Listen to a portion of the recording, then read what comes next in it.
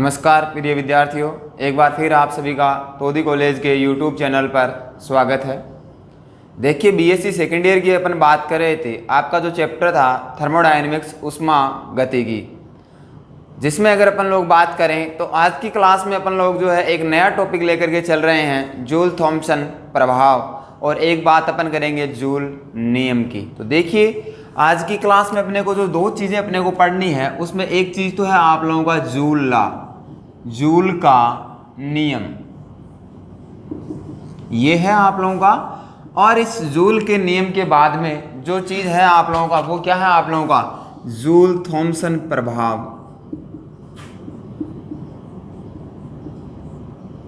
क्या है? Joule Thompson effect. सबसे पहले इन चीज़ों को आप लोग समझिएगा।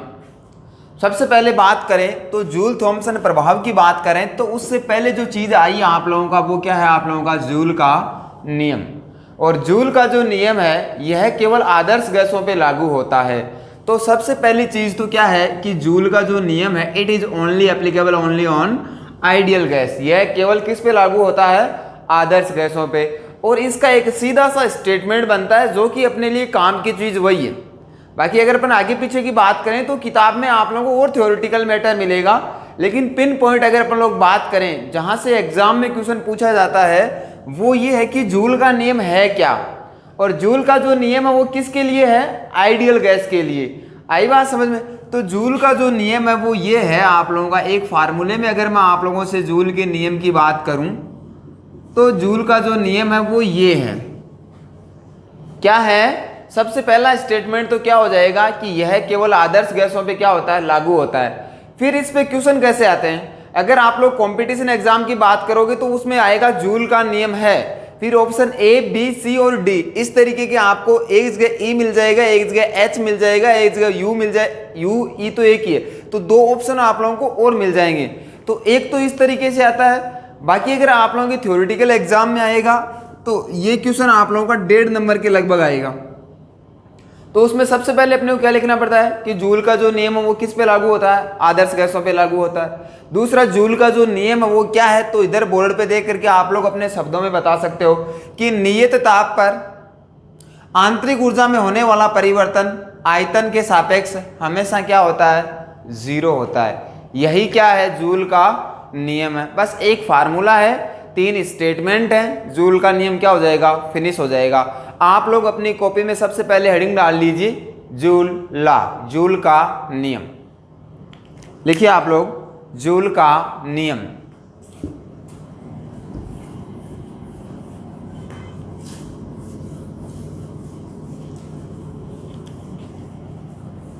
जूल का नियम लिखिए आप लोग।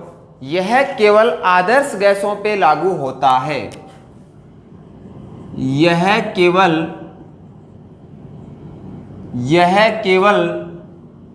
आदर्श गैसों पर लागू होता है।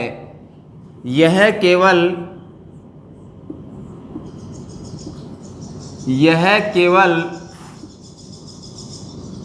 आदर्श गैसों पर लागू होता है। क्लियर है? पहला स्टेटमेंट क्या हो गया? ये हो गया। अब जूल का जो नियम है ये 2 वाक्य बनेंगे आप लोगों के। क्या बनेगा आपका स्टेटमेंट? क्या बनेगा? इस तरीके से कि जूल के नियमानुसार किसी निकाय में आंतरिक ऊर्जा में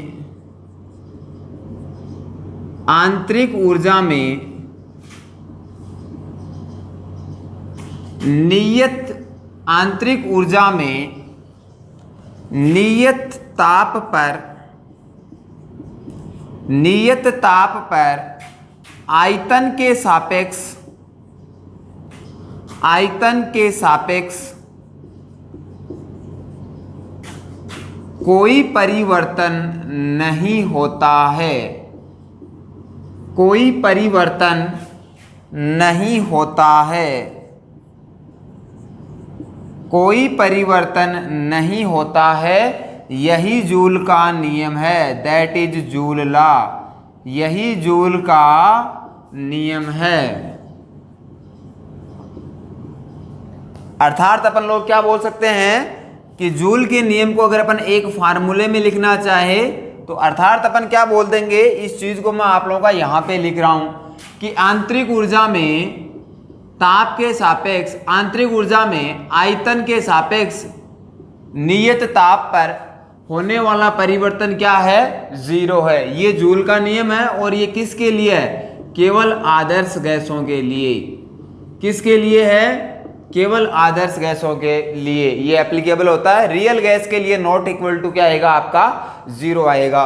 तो इस चीज का आप लोग स्क्रीनशॉट ले लीजिए। ये 1 या 1.5 नंबर का आप लोगों के एग्जाम में क्वेश्चन आता है। और कंपटीशन के हिसाब से बात करें तो ये फार्मूला कई बार आप लोगों से पूछा जाता है, तो ये चीज आप लोग मेंशन कर लीजिए, दैट इज जूल लॉ।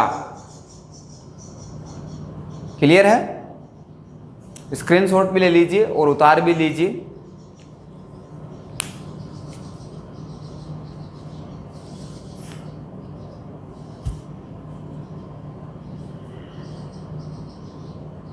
अब देखिए ये हुआ जूल का नियम। अब आप लोगों का आएगा एग्जाम के लिए इंपॉर्टेंट चीज है जूल थॉमसन प्रभाव। अब आप लोगों की हेडिंग क्या हो जाएगी, Joule Thomson effect. Physical chemistry की बात की जाए तो आपके 4 से 5 चैप्टर बड़े इंपॉर्टेंट होते हैं। उनमें एक होता है आपका विलियन, जो आप लोग फाइनल ईयर में पढ़ोगे। 2 होते हैं आप लोगों के, एक तो विद्युत रसायन और उष्मागतिकी, जो कि इसी आप लोगों की सेकेंड ईयर की क्लास में है, ज़्यादा इंपॉर्टेंट चैप्टर। और एक चैप्टर होता है आपका सॉलिड स्टेट, जो कि आप लोगों ने फर्स्ट ईयर में पढ़ा होगा। और एक चैप्टर और है फर्स्ट ईयर का केमिकल काइनेटिक्स, जो अभी फर्स्ट ईयर की क्लास में चल रहा है। ठीक है, तो देखिएगा आगे अपने पास में क्या है, जूल थॉमसन प्रभाव।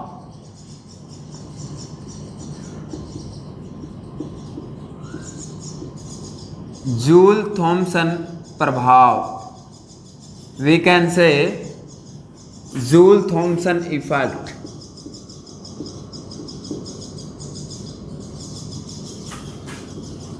Joule Thomson effect. आप लोग हिंदी और इंग्लिश दोनों हेडिंग डालते वक्त आप लोग जो इंग्लिश के जो शब्द हैं, कोशिश ये करें कि आप लोग साथ साथ में इनको भी क्या करें, अपनी कॉपी में मेंशन करें।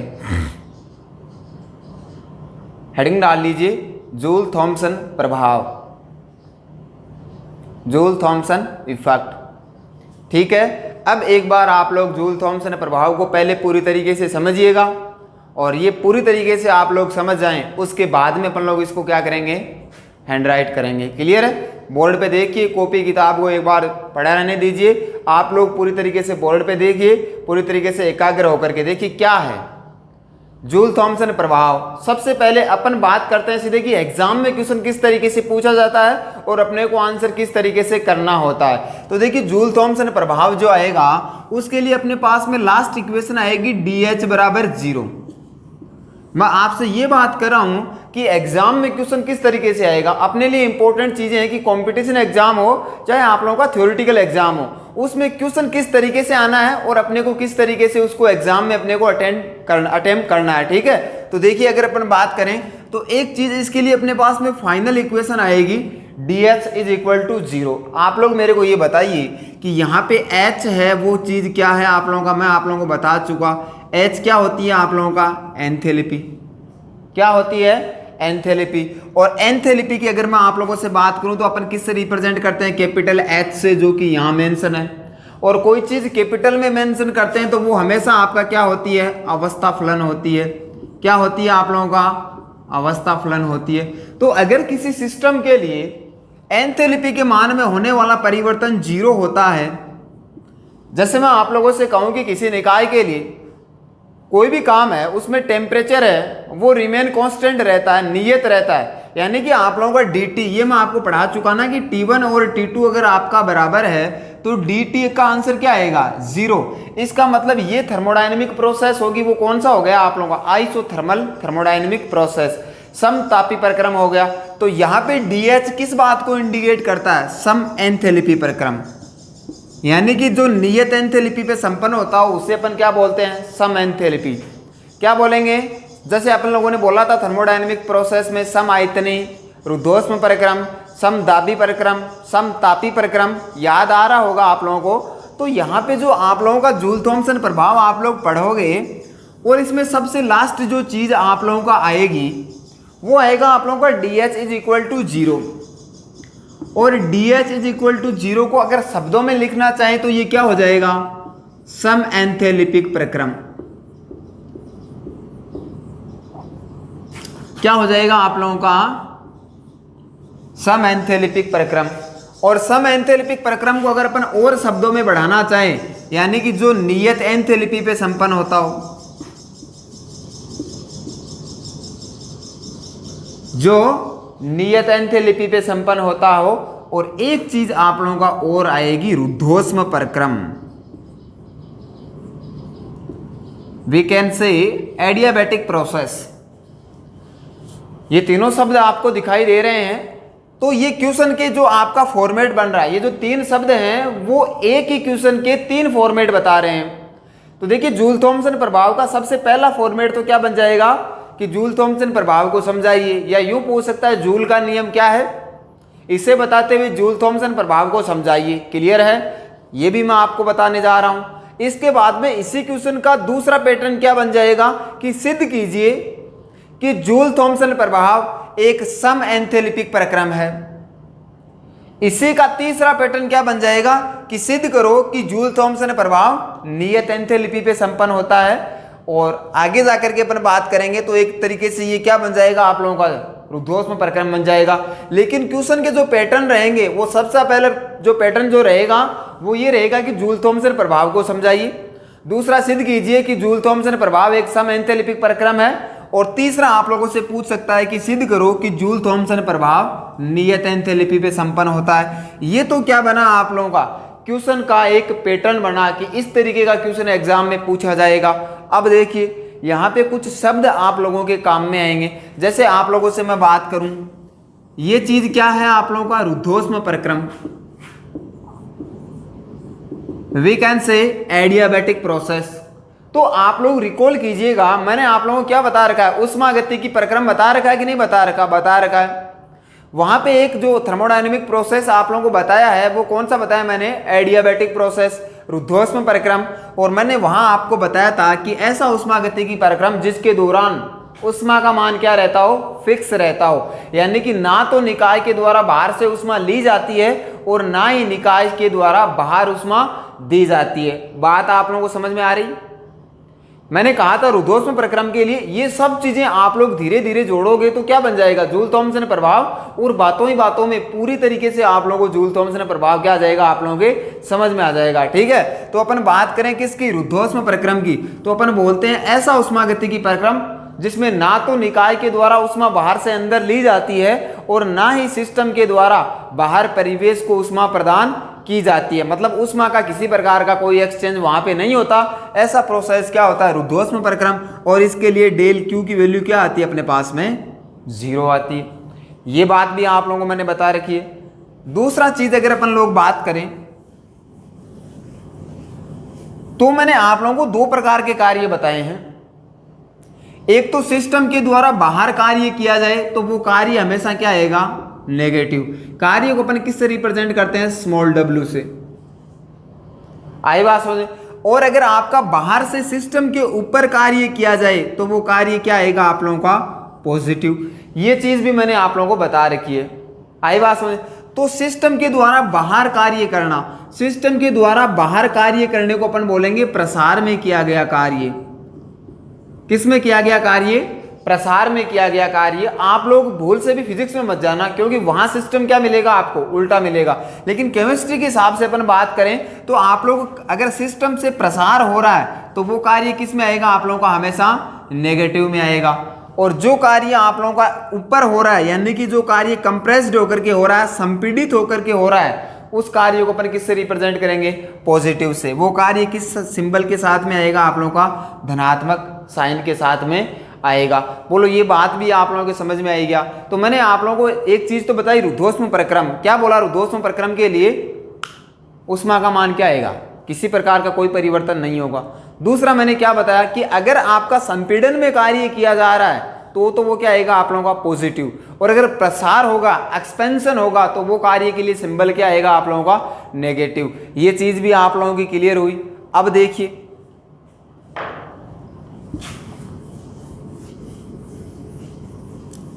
तीसरी बात आप लोग मेरे को ये बताइए,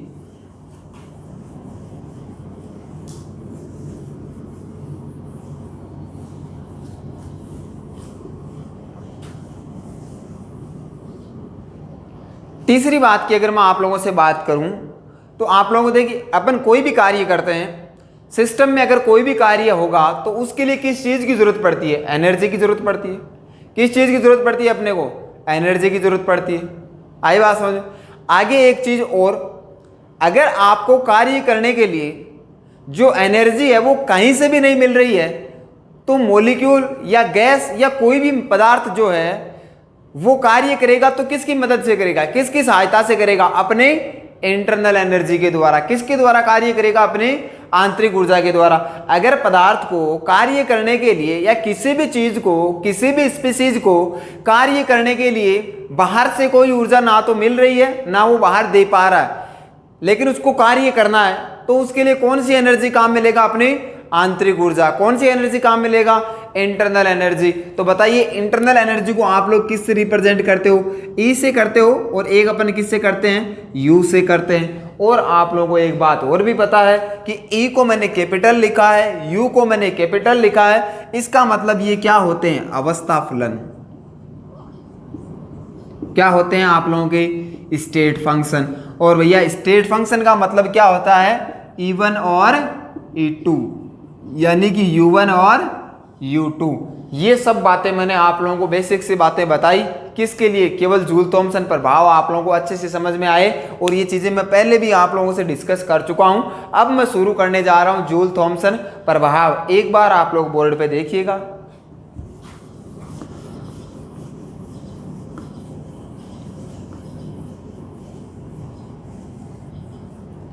पहले इस चीज को पूरी तरीके से आप लोगों को केवल समझना है।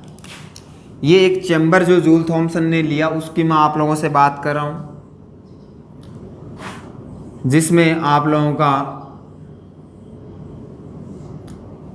एक कोई निकाय लिया, किसने? जूल थॉमसन ने। और इस पूरे निकाय को उसने इस तरीके से चारों तरफ से क्या कर दिया? इसको बंद कर दिया भैया। बंद इसलिए किया कि इस निकाय के द्वारा निकाय के अंदर जो हीट है या जो ऊर्जा है वो ना तो बाहर जाए और ना वो बाहर से अंदर आए, इसलिए इसको क्या बना दिया उसने? एक रुद्धोष्म प्रक्रम बना दिया। क्या बना दिया? एडियाबैटिक प्रोसेस बना दिया। क्या बता दिया इसको? एक रुद्धोष्म प्रक्रम या रुद्धोष्म निकाय उसने उस चीज को बना दिया। उसके बाद में उसने क्या किया कि यहां पे उसने 2 चेंबर बना दिए इस तरीके से। इसमें उसने क्या कर दी? कोई गैस भर दी। क्या भर दी? कोई गैस उसने भर दी। ठीक है, तो उस गैस का प्रेशर बोलूं तो उसका क्या बोल दिया? P1। अगर उसके वॉल्यूम को मैंने क्या बोल दिया? मैंने V1। टेम्परेचर की बात करें तो मैंने क्या बोल दिया? T1। और इधर जैसे अपन बात करें इस तरीके से उसने गैस को इसमें भर दिया। अभी केवल आप लोग इस चीज को समझिएगा। अब आप लोग मेरे को एक बात बताइए कि अगर मैं आप लोगों से बात करूं कि यहां इस वाले चैम्बर को मैं चैम्बर बोलता हूं A, और इस वाले चैम्बर को मैं क्या बोलता हूं? B। ये चैम्बर बिल्कुल पूरी तरीके से खाली है, और इस चैम्बर A में क्या भरी हुई है? गैस भरी हुई है। तो आप लोग बताइए गैस का अपना एक क्या होता है? प्रेशर होता है। और गैस का एक अभिलाक्षणिक गुणधर्म क्या होता है? उसको जगह मिलेगी तो वो तुरंत क्या होगी? फैलेगी, जिसे अपन क्या बोलते हैं? विसरण बोलते हैं, डिफ्यूजन। गैस की एक कैरेक्टरिस्टिक्स प्रॉपर्टी होती है कि अगर उसको जगह मिलेगी तो वो फैलेगी। आ रही बात समझ में? तो आप लोग मेरे को ये बताइए कि यहां गैस भरी हुई है, और ये जो गैस है इस चैम्बर में यहां बिल्कुल एक अति सूक्ष्म छिद्र है बहुत ही बारीक छिद्र है। तो आप लोग मेरे को ये बताइए कि जब इस गैस को इधर प्रसारित होने के लिए जगह मिल रही है एक छिद्र के द्वारा और इधर स्पेस अवेलेबल है जो कि पूरी तरीके से क्या है, खाली है, तो आप लोग मेरे को ये बताइए कि ये गैस यहाँ से यहाँ आएगी कि नहीं आएगी। बिल्कुल वो गैस यहाँ से निर्वात की तरफ आएगी, क्योंकि ये गैस का क्या है, अभिलाक्षणिक गुणधर्म है। और जब गैस इधर आएगी तो उसका वॉल्यूम क्या हो जाएगा, V1 से क्या हो जाएगा, उसका वॉल्यूम V2 हो जाएगा। टेम्परेचर भले ही कम हो अथवा ज्यादा हो, लेकिन वो चेंज होकर के क्या हो जाएगा आपका T2। चेंज हो और नहीं हो, लेकिन अपन एक बार के लिए उसको क्या कर रहे हैं, रिप्रेजेंट कर रहे हैं, ठीक है, T2। और यहाँ का वॉल्यूम को मैंने क्या बोल दिया, V2, और प्रेशर को मैंने क्या बोल दिया, P2। ये बात आपके समझ में आई। अब अपन थोड़ी सी बात करते हैं, बीएससी फर्स्ट ईयर में आप लोगों ने एक चैप्टर पढ़ा था, कौन सा, गैस स्टेट। देखिए जूल थॉमसन प्रभाव अपने आप में बड़ा इंटरेस्टिंग टॉपिक है। इसमें आपका गैस अवस्था भी क्लियर होना चाहिए, जहां पे आप लोगों ने इस बात को साबित किया था कि नॉर्मल ताप दाब की परिस्थितियों में कोई गैस आदर्श गैस होती ही नहीं है। और इस बात को साबित किसने किया था, जूल थॉमसन ने। तो मैंने फर्स्ट ईयर की क्लास में भी, आपको याद हो तो ढंग से मैंने बताया था, उसके पक्ष में अपन लोगों ने 2 एविडेंस दिए थे, ठीक है, कि अगर गैस के अणुओं के मध्य किसी प्रकार का कोई अट्रैक्शन फोर्स नहीं होता, अगर गैस के अणुओं के मध्य सामान्य ताप दाब की परिस्थितियों में कोई अट्रैक्शन फोर्स नहीं होता, तो जूल थॉमसन प्रभाव में जब ये गैस इधर से इधर आएगी तो ये गैस ठंडी हो जाएगी। अगर ऐसा नहीं होता तो गैस ठंडी नहीं होनी चाहिए। गैस ठंडी क्यों होती है, वो इसलिए होती है कि यहाँ जो गैस के मॉलिक्यूल हैं उनके बीच में क्या है, आप लोगों का अट्रैक्शन फोर्स है। और किसी चीज को प्रसारित करने के लिए अट्रैक्शन फोर्स है, उसको अपने को क्या करना पड़ेगा, उसके विरुद्ध अपने को क्या करना पड़ेगा, काम करना पड़ेगा। क्या करना पड़ेगा, काम करना पड़ेगा। और आप लोगों को जब अट्रैक्शन फोर्स के अगेंस्ट काम करना पड़ेगा तो बताइए किस चीज की जरूरत रहेगी, आप लोगों को एनर्जी की जरूरत रहेगी। और जूल थॉमसन में अगर आप लोग बात करो तो आप लोग मेरे को ये बताइए कि क्या आप लोग एनर्जी बाहर से ले सकते हो क्या, नहीं। पहली शर्त है कि प्रक्रम कौन सा है आप लोगों का, रुद्धोष्म प्रक्रम। लेकिन फिर भी गैस को तो क्या होना है, प्रसारित होना है। तो बताइए गैस प्रसारित होने के लिए कार्य करेगी अट्रैक्शन फोर्स के विरुद्ध, तो जो एनर्जी चाहिएगी वो कहां से लेकर के आएगी, गैस के जो मॉलिक्यूल हैं वो अपनी इंटरनल एनर्जी है, अपनी आंतरिक ऊर्जा है, उसको काम में लेंगे। किसके विरुद्ध, अट्रैक्शन फोर्स के विरुद्ध। उनको तोड़ा जाए और ये गैस इस सूक्ष्म छिद्र के द्वारा इधर क्या हो जाए, प्रसारित हो जाए। और जब अट्रैक्शन फोर्स के विरुद्ध मॉलिक्यूल अपनी एनर्जी को काम में लेगा तो उसके ताप के मान में क्या देखी जाएगी, कमी देखी जाएगी। तो जो गैस इस चैम्बर से जब चैम्बर बी में आएगी तो गैस का जो टेम्परेचर है उसके मान में क्या देखी जाएगी, कमी देखी जाएगी। और टेम्परेचर के मान में जब कमी आएगी तो क्या होगा, गैस ठंडी हो जाएगी। और गैस ठंडी हो जाएगी, इस चीज को अपन क्या बोलेंगे, कूलिंग इफेक्ट। क्या बोलेंगे, शीतलन प्रभाव। तो केवल आज आप लोगों को मैं वर्बली ये बता रहा हूं कि जूल थॉमसन प्रभाव के अनुसार जब किसी गैस को उच्च दाब से निम्न दाब की ओर एक अति सूक्ष्म छिद्र के द्वारा प्रसारित किया जाता है तो गैस के तापमान में क्या देखी जाती है, कमी देखी जाती है। और कमी क्यों देखी जाती है, हम ये जानते हैं कि गैस के अणुओं के मध्य क्या होता है, अट्रैक्शन फोर्स होता है। उसके विरुद्ध गैस के अणुओं को क्या क्या करना पड़ेगा, काम करना पड़ेगा। और जब काम करना पड़ेगा तो एनर्जी बाहर से अपन काम में ले नहीं सकते, इसलिए मॉलिक्यूल अपनी आंतरिक ऊर्जा को काम में लेंगे। परिणाम स्वरूप ताप के मान में कमी देखी जाएगी, गैस ठंडी हो जाएगी, जिसे शीतलन प्रभाव कहा जाता है। यही जूल थॉमसन प्रभाव है जो मैंने आप लोगों को बातें बताई हैं। अगली क्लास में मैं आप लोगों को इन चीज़ों को मेंशन करवाऊंगा, फिर डायग्राम बनाऊंगा और फिर अपन ये साबित करेंगे कि हाँ वहाँ पे किसी प्रकार की कोई ऊष्मा की हानि नहीं होती है। ये नियत एंथैल्पी पे क्या होती है, आप लोगों का संपन्न होती है। तो आगे का जो क्लास जो रहेगा वो बहुत इंपॉर्टेंट है। आज की क्लास भी महत्वपूर्ण थी, तो जिन विद्यार्थियों ने नहीं देखी है तो आप लोग एक बार फिर से इस क्लास को देखें, क्योंकि ये क्वेश्चन भी एग्जाम में मोस्ट फेवरेट क्वेश्चन होता है। ठीक है, तो आगे की क्लास में जो मैंने आज आपको वर्बली बताया उसको मैं आप लोगों को मेंशन करवाऊंगा। तब तक के लिए आप सभी विद्यार्थियों का धन्यवाद। मिलते हैं अपन लोग अगली क्लास में। थैंक्स।